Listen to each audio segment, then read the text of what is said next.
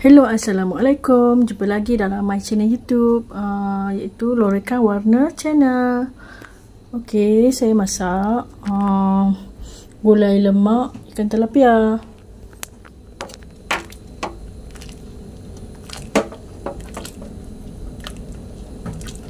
Tapi itu baru je saya tutup sebab saya buat video tadi kan, video short. So kelainannya tak ada apa, cuma tumbuk bawang merah, bawang putih sikit lah, bawang merah banyak, bawang merah, bawang putih, 1 ketul buah keras, itu kelainannya. Dan sebut perasa, cukup rasa, dan garam, kunyit, santan, air dan asam keping. Itu saja kelainannya, cuma itulah. Saya masak berkuah sikit sebab family kuat makan kuah. Jadi thank you for new subscribe. Dah lama juga tak buat video, tak maaf. Harap dimaafin dong. Dan nak cari time nak buat video tu cukup payah. So saya macam, dia nak buat video ni macam saya kan, dia ada rasa macam lamanya aku tak buat video, dia macam mula missing kan. Okay, sorry sebab saya lama tak buat video, tapi tetap keluarkan short untuk korang. Thank you new subscriber, semoga korang diluaskan pintu rezeki dan dipermudahkan urusan kita semua. Amin amin amin rabbal alamin. Jangan lupa berdoa untuk rakyat Gaza juga. Dah subscribe, yang dah subscribe jangan unsubscribe hendaknya. Amin. Jangan jemu-jemu, kerana saya selagi ada support, selagi ada subscribe, selagi tu saya nak buat kan. Melainkan kalau down kan, orang kata apa, makin tak ada. Saya ada subscribe tapi cukup sikit berbanding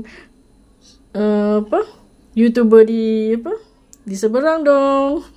Tidak terlawan dong, kerana rakyat mereka yang amat ramai. Itu kita kena fikir jugalah. Okey. Alamak, aduh, terlupa letak ni lah. Terlupa letak tomato. Tapi boleh ni lagi. Boleh panaskan lagi. Letaklah.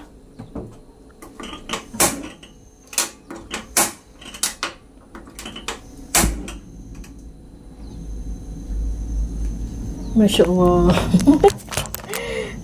Kerjaanmu tergantung. Tomato ni dah basuh. Tapi saya dah buat video short tadi, macam mana? Biar je yang tu. Tapi dia dalam short nanti kena beritahu lah. Itu sahaja. Jadi nampak berseri lah sikit nampak berseri gila sikit.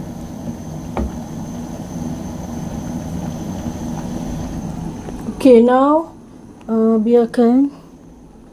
Tak boleh kuat sangat sebab nanti pecah minyak. Saya nak buat ni lah, sambal belacan tomato.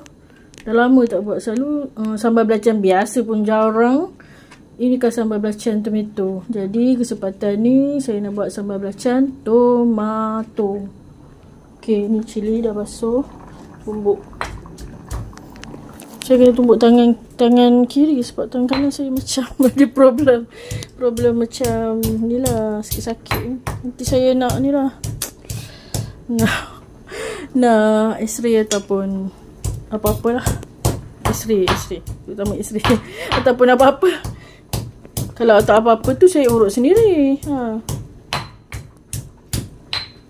Bunyi bising sikit lah sebab yang ni lebihkan kepada buat sambal belacan pula. Sementara tu, untuk tak bagi dia bising sangat,